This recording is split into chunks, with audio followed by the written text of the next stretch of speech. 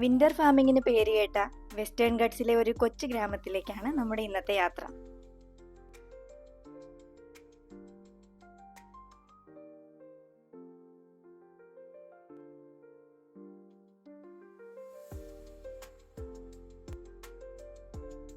മൂന്നാർ എത്താൻ കഴിയാതെ വട്ടവടയിലേക്ക് എത്തിച്ചേരാൻ നമുക്ക് പറ്റില്ല. അതുകൊണ്ട് തന്നെ പതിവ് റൂട്ടായ നേരിമംഗലം വഴി മൂന്നാർ എത്തി, പിന്നെ മൂന്നാർ കാഴ്ചകളൊക്കെ കണ്ട് അങ്ങനെ വട്ടവടയിലേക്ക് എത്തുന്ന രീതിയിലാണ് ഇന്നത്തെ യാത്ര. ഫാമിലി ആയിട്ട് യാത്ര ചെയ്യുന്ന സിറ്റുവേഷനിലൊക്കെ നമ്മൾ ഭക്ഷണം കയ്യിൽ കരുതാറുണ്ട്. അതുകൊണ്ട് രണ്ട് ഗുണങ്ങളാണ്. അതായത് പോകുന്ന വഴിക്ക് ഹോട്ടൽ അന്വേഷിച്ച് ബുദ്ധിമുട്ടണ്ട, പിന്നെ അതൊരു ബഡ്ജറ്റ് ഫ്രണ്ട്ലി യാത്രയും കൂടിയാവും. ഭക്ഷണം കഴിച്ചുകൊണ്ടിരിക്കുമ്പോൾ രണ്ടുപേർ മുന്നിലൊന്ന് നിൽക്കുന്നുണ്ടായിരുന്നു. കുറച്ചു നേരം കഴിഞ്ഞിട്ട് മാറാതെ നിന്നതുകൊണ്ട് തന്നെ ഭക്ഷണത്തിന്റെ ഒരു പങ്ക് അവർക്കും കൊടുത്തിട്ടാണ് നമ്മൾ അവിടെ നിന്ന് പോകുന്നത്. നേരത്തെ ഇറങ്ങിയാൽ ബ്ലോക്കിന്റെ പ്രശ്നമൊന്നും ഇല്ലാതെ ഈസി ആയിട്ട് മൂന്നാറിലെത്താം. മൂന്നാറിനെ പോലെ തന്നെ ഇപ്പോൾ ഫേമസ് ആയിക്കൊണ്ടിരിക്കുന്ന ഒന്നാണ് മൂന്നാറിലെ ട്രാഫിക് ബ്ലോക്ക്. കഴിഞ്ഞ തവണത്തെ യാത്രയിൽ ഒരു 5 മണിക്കൂറോളം റോഡിൽ പെട്ടുകിടന്ന ഒരു അനുഭവം ഉണ്ടായി. അതുകൊണ്ട് തന്നെ അത് അവോയ്ഡ് ചെയ്യാനുള്ള ഒരു പ്ലാനിങ് നമ്മൾ എടുത്തിട്ടുണ്ട്. കേരളത്തിൽ നിന്നും വരുന്നതിനേക്കാൾ മറ്റ് സംസ്ഥാനങ്ങളിൽ നിന്ന് ഒരുപാട് സഞ്ചാരികൾ ഇപ്പോൾ എത്തുന്നുണ്ട്. വർദ്ധിച്ചു വരുന്ന ട്രാഫിക് ബ്ലോക്കിന്റെ ഒരു കാരണം ഇതായേക്കാം. മൂന്നാറിൽ നിന്നും ടോപ്പ് സ്റ്റേഷനിലേക്കുള്ള സെയിം റൂട്ടാണ് വട്ടവടയ്ക്കും. അതുകൊണ്ട് തന്നെ ഈ റൂട്ടിലെ സ്ഥിരം അട്രാക്ഷനായ മാട്ടുപ്പെട്ടി ഡാമും എക്കോ പോയിന്റും എല്ലാം നമ്മൾ ഈ യാത്രയിൽ കവർ ചെയ്യുന്നുണ്ട്. നമ്മുടെ യാത്ര കുറച്ച് നേരത്തെ ആക്കിയതുകൊണ്ട് തന്നെ ഈ ഏരിയ ഒക്കെ തിരക്കില്ലാതെ നമുക്ക് കവർ ചെയ്യാൻ പറ്റി. മാട്ടുപ്പെട്ടി ഡാം ഇന്ത്യയിലെ തന്നെ ആദ്യത്തെ കോൺക്രീറ്റ് ഗ്രാവിറ്റി അണക്കെട്ടാണ്. മൂന്നാറിലെ ദേവികുളം പഞ്ചായത്തിലാണ് ഈ ഡാം. ഇവിടുത്തെ മെയിൻ അട്രാക്ഷൻ ആണ് ബോട്ടിംഗ്. എല്ലാ സീസണിലും ഇത് അവൈലബിൾ ആണ്.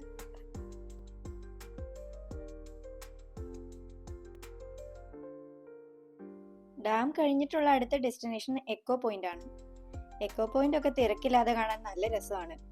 പൊതുവെ നമ്മൾ ഇവിടെ വരുമ്പോഴൊക്കെ നല്ല തിരക്കായിരിക്കും. ഇത്തവണ ആളില്ലാത്തത് കൊണ്ട് തന്നെ ഇവിടത്തെ സ്ഥിരം കൂക്കിവിളകളൊന്നും ഉണ്ടായിരുന്നില്ല. അതുകൊണ്ട് തന്നെ ഇവിടെ കുറച്ചു നേരം ഇറങ്ങി വിശ്രമിച്ചിട്ടാണ് നമ്മൾ പോയത്.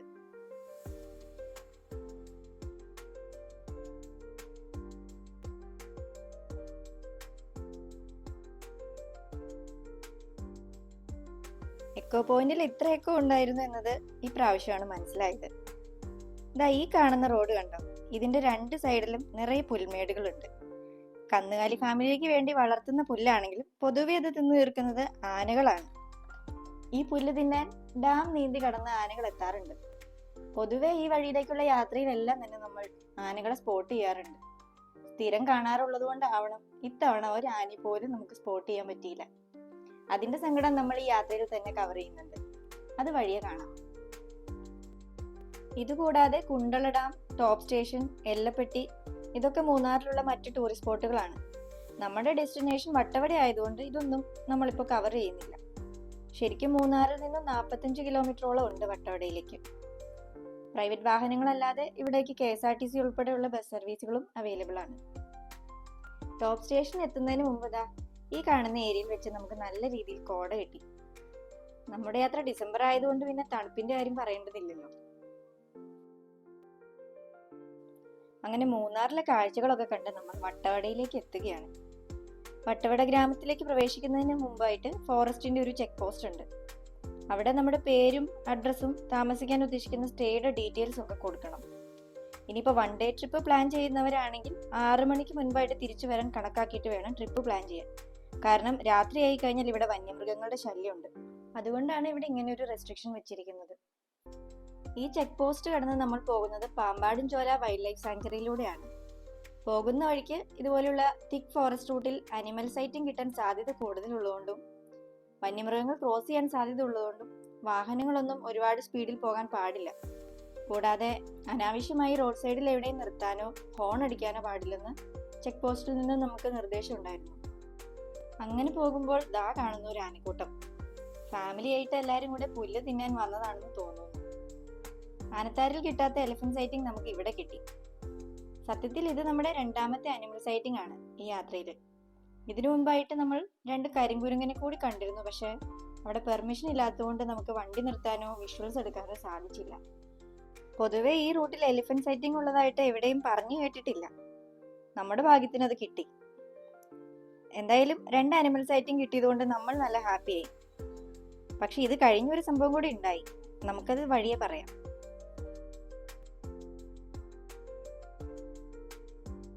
കേരളത്തിലെ 6 ദേശീയോദ്യാനങ്ങളിൽ ഒന്നായ പാമ്പാടുംചോല ഇടുക്കി ജില്ലയിലെ ദേവികുളം താലൂക്കിലാണ്. എൻവയോൺമെന്റൽ ഇമ്പോർട്ടൻസ് ഒക്കെ കണക്കിലെടുത്ത് കേരള സർക്കാർ ഈ വനമേഖലയെ 2003 ഒരു ദേശീയോദ്യാനമായി പ്രഖ്യാപിച്ചു.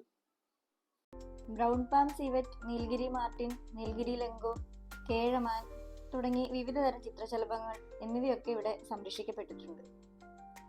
അധികം ദൂരമുള്ളതൊന്നും അല്ല ഇവിടുത്തെ ഫോറസ്റ്റ് റൂട്ട്. നമ്മൾ അങ്ങനെ പെട്ടെന്ന് തന്നെ വട്ടവടയിലേക്ക് എത്തി. ഇവിടെ എത്തുമ്പോൾ തന്നെ ജീപ്പ് സഫാരിക്ക് വേണ്ടിയിട്ടുള്ള ക്യാൻവാസിംഗ് തുടങ്ങി. നമ്മളും വണ്ടി നിർത്തി റേറ്റും കാര്യങ്ങളൊക്കെ ചോദിച്ചറിഞ്ഞു. ഇവിടെ അടുത്ത് തന്നെ കുറച്ച് റിസോർട്ടും അവർ തന്നെ പ്രൊവൈഡ് ചെയ്യുന്ന ജീപ്പ് സഫാരി ഒക്കെ ഉണ്ട്. ഏകദേശം ഒരു 1500-2500 റേഞ്ചിൽ നമുക്ക് ഇവിടെ നിന്ന് സഫാരി ഓപ്റ്റ് ചെയ്യാവുന്നതാണ്. നമ്മൾ ഇന്ന് എടുത്തിരിക്കുന്ന സ്റ്റേ ഇവിടെ നിന്ന് ഒരു 4-5 കിലോമീറ്റർ മാറി ചിലന്തിയാർ എന്ന സ്ഥലത്താണ്. നമ്മൾ എന്തായാലും ചെക്ക് ഇൻ ചെയ്തിട്ട് ഇന്ന് സഫാരി എടുക്കാൻ പ്ലാൻ ചെയ്യുന്നുള്ളൂ. അതുകൊണ്ട് തന്നെ ഒരു ഏകദേശ ധാരണ വരുത്താൻ വേണ്ടി റേറ്റ് ഒക്കെ ഒന്ന് ചോദിച്ചു വെച്ചെന്നേ ഉള്ളൂ.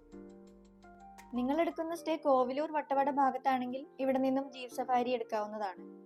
കാരണം ഇവിടെ നിന്ന് സ്റ്റാർട്ട് ചെയ്യുന്ന ജീപ്പ് സഫാരി ഒരു 7-8 ടൂറിസ്റ്റ് സ്പോട്ട് കവർ ചെയ്തുകൊണ്ട് തിരിച്ചെത്തിക്കും.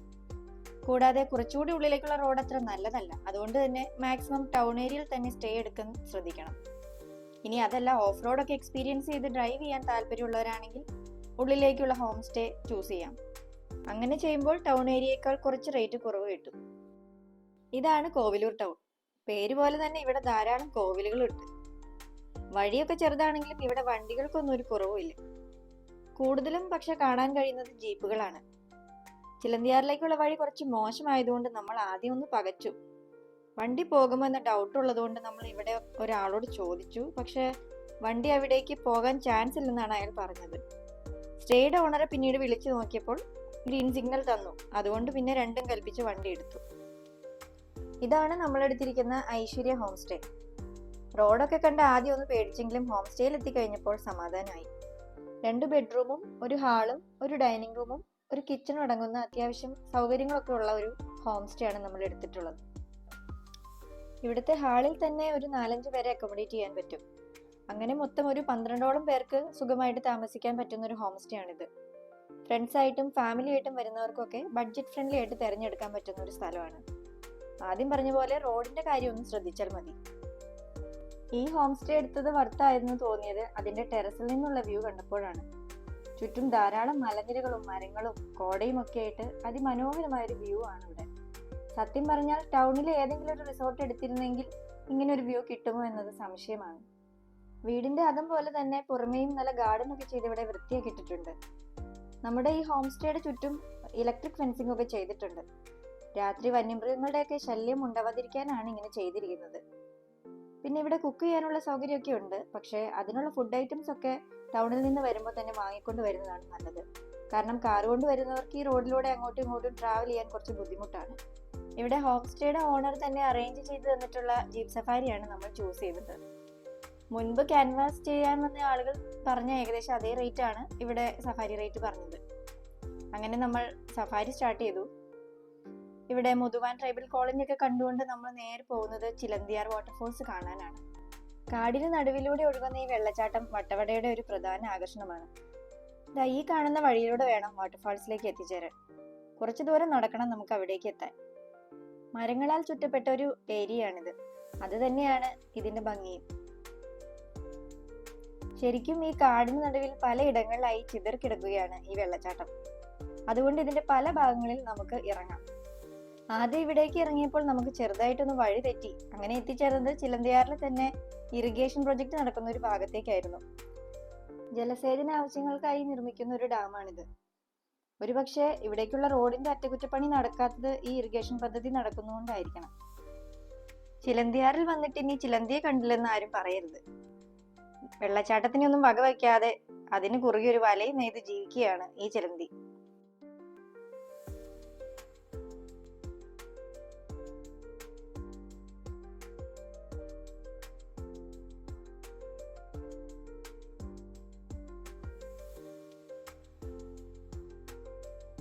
ഈ കാണുന്ന മരപ്പാലം കടന്ന് നമുക്ക് മുന്നോട്ട് പോകാനുണ്ട്. നേരത്തെ പറഞ്ഞ പോലെ വെള്ളച്ചാട്ടം പല ഭാഗങ്ങളിലായി ചിതറിക്കിടക്കുകയാണ്. ഈ വെള്ളച്ചാട്ടത്തിന്റെ തന്നെ മറ്റൊരു ഭാഗത്തൊരു ഗുഹയുള്ളതായി കേട്ടിട്ടുണ്ട്. അവിടേക്കാണ് നമുക്കിനി പോകേണ്ടത്. ഈ പോകുന്ന വഴി ഒരു കാടിന് നടുവിലൂടെ ആയതുകൊണ്ട് തന്നെ നമുക്കൊരു ഫോറസ്റ്റ് ട്രക്കിങ്ങിന്റെ ഫീൽ വരും.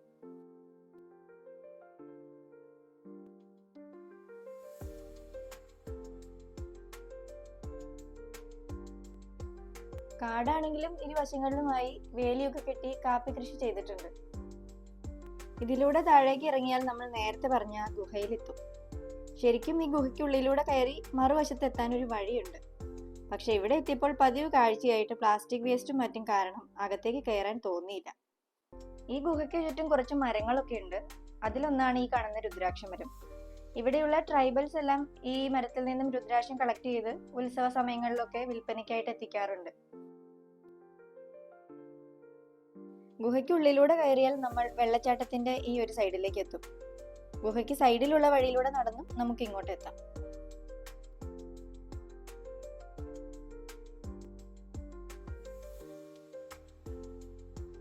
ഇനി നമ്മൾ പോകുന്നത് സൺസെറ്റ് വ്യൂ പോയിന്റിലേക്കാണ്. വട്ടവടയുടെ ഉൾഗ്രാമങ്ങളിലൂടെ യാത്ര ചെയ്താണ് നമുക്ക് അവിടെ എത്തേണ്ടത്. പോകുന്ന വഴിക്ക് ഇവിടെ ഒരുപാട് മരങ്ങൾ വെട്ടി വണ്ടിയിലാക്കി കൊണ്ടുപോകുന്നത് കാണാം. യൂക്കാലിപ്സ് മരങ്ങളുടെ വർഗത്തിൽപ്പെട്ട ഗ്രാൻഡിസ് മരങ്ങളാണ് ഇതെല്ലാം. ചെറിയ മരങ്ങളെല്ലാം പേപ്പർ നിർമ്മാണത്തിനും വലുതെല്ലാം പ്ലൈവുഡിനും വേണ്ടിയിട്ടാണ് ഇവർ കൊണ്ടുപോകുന്നത്. മുൻപ് വെള്ളൂർ പേപ്പർ ഫാക്ടറിയിലേക്കായിരുന്നു പ്രധാനമായും ഈ ലോറികളൊക്കെ കൊണ്ടുപോയിരുന്നത്. ഇപ്പോൾ കൂടുതലായും സേലത്തേക്കാണ്. യൂക്കാലി തൈലം ഉണ്ടാക്കാൻ ഉപയോഗിക്കുന്ന മരങ്ങളൊന്നും അല്ല ഇവയൊന്നും. അതെല്ലാം നമുക്ക് ഊട്ടിയിലൊക്കെയാണ് പ്രധാനമായിട്ടും കാണാൻ പറ്റുന്നത്. ഇങ്ങനെയുള്ള വഴികളൊക്കെ സെലക്ട് ചെയ്യുമ്പോൾ ജീപ്പ് സഫാരി എടുക്കുന്നത് തന്നെയായിരിക്കും നല്ലത്. അതാവുമ്പോൾ നമുക്ക് ബുദ്ധിമുട്ടില്ലാതെ ഡെസ്റ്റിനേഷൻ എത്താം. അതുമാത്രമല്ല, അവർ നമുക്ക് വില്ലേജിനെ കുറിച്ച് എല്ലാ കാര്യങ്ങളൊക്കെ പറഞ്ഞു തരികയും ചെയ്യും. ആദ്യകാലത്ത് കൃഷി മാത്രമായിരുന്നു ഈ ഗ്രാമത്തിലുള്ള വരുമാന മാർഗം. ടൂറിസം മെച്ചപ്പെട്ടതോടുകൂടി ആ മേഖലയിലേക്കും കൂടുതൽ ആളുകൾ ഇപ്പോൾ തിരിയുന്നുണ്ട്. റോഡിന്റെ അവസ്ഥ നമ്മളിപ്പോൾ കാണുന്നത് പോലെ ആയതുകൊണ്ട് ജീപ്പ് സഫാരിക്കും ഇവിടെ നല്ല അവസരമുണ്ട്. ഇറിഗേഷൻ ഡാമിന്റെ പണിയൊക്കെ പൂർത്തിയാകുന്നതോടെ ഇവിടെ റോഡ് ഉൾപ്പെടെയുള്ള അടിസ്ഥാന സൗകര്യങ്ങൾ മെച്ചപ്പെട്ടേക്കാം. അങ്ങനെ നമ്മൾ സൺസെറ്റ് വ്യൂ പോയിന്റിലേക്ക് എത്തിക്കൊണ്ടിരിക്കുകയാണ്. പച്ചക്കറി തോട്ടങ്ങളാണ് വട്ടവടയിലെ പ്രധാന ആകർഷണം. തമിഴ്നാടിനോട് ചേർന്ന് കിടക്കുന്ന ഈ ഗ്രാമം ദൂരക്കാഴ്ചയിൽ നിന്ന് തന്നെ നമ്മുടെ ഹൃദയം കീഴടക്കും. തട്ടുകളായുള്ള കൃഷിത്തോട്ടങ്ങൾ പല വർണ്ണങ്ങളായി നമുക്ക് ഇവിടെ നിന്ന് കാണാൻ കഴിയും. വട്ടവടയുടെ അത്യാവശ്യം ഒരു വൈഡ് വ്യൂ നമുക്ക് ഇവിടെ നിന്ന് കിട്ടും. അത്യാവശ്യം കുറെ ആളുകളൊക്കെ ജീപ്പ് സഫാരി എടുത്തു വന്ന് ഇവിടെ വ്യൂ പോയിന്റിൽ നിന്ന് സെൽഫി ഒക്കെ എടുക്കുന്നുണ്ട്. കൂടാതെ ഇവിടെ ധാരാളം ടെന്റ് സ്റ്റേകളും കാണാൻ പറ്റും. ഇപ്പൊ നമ്മൾ ഇവിടെ നിന്ന് കാണുന്നത് സ്ട്രോബെറി ഫാമുകളാണ്. സ്ട്രോബെറി ഫാം മാത്രമല്ല, ഇവിടെ ക്യാബേജ്, ക്യാരറ്റ്, വെളുത്തുള്ളി തുടങ്ങി എല്ലാം തന്നെ കൃഷി ചെയ്യുന്നുണ്ട്. കേരളത്തിലെ ഉയരം കൂടിയ ഒരു കാർഷിക ഗ്രാമങ്ങളിൽ ഒന്നായതുകൊണ്ടും ഈ തണുത്ത ക്ലൈമറ്റ് ഉള്ളതുകൊണ്ടായിരിക്കാം ഇവിടെ വിന്റർ ഫാമിംഗ് ഇത്ര ഫേമസ് ആയത്.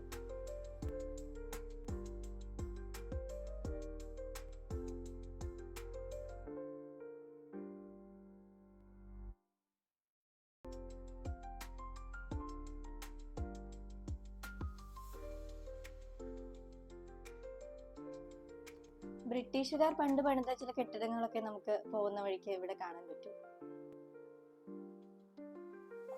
ഈ കാണുന്ന റോഡ് പണ്ട് മൂന്നാറിൽ നിന്നും വട്ടവടയിലേക്ക് ചരക്ക് നീക്കം നടത്തിയിരുന്ന റോഡാണ്. അക്കാലത്ത് സാധനങ്ങളൊക്കെ ഇവിടേക്ക് കൊണ്ടുവന്നിരുന്ന റോപ്വേയുടെ അവശിഷ്ടങ്ങളും ഇവിടെ ഉണ്ട്. പോകുന്ന വഴിക്ക് നമ്മളൊരു പ്രൈവറ്റ് വാട്ടർഫോൾ കാണുന്നുണ്ട്. പേരൊന്നും അറിയില്ല, എന്നാലും സെർച്ച് ചെയ്തപ്പോൾ സിൽവർ ഫോൾസ് എന്നാണ് അറിയാൻ സാധിച്ചത്. ഈ കാണുന്ന ചെറിയ വഴിയിലൂടെ നടന്നു വേണം അവിടെ എത്താൻ. വെള്ളച്ചാട്ടം എന്ന് പറയുമ്പോൾ അത്ര വലിപ്പമൊന്നുമില്ല, എന്നാലും വലിയ തിരക്കില്ലാതെ എൻജോയ് ചെയ്യാൻ പറ്റുന്ന ഒരു വെള്ളച്ചാട്ടമാണത്.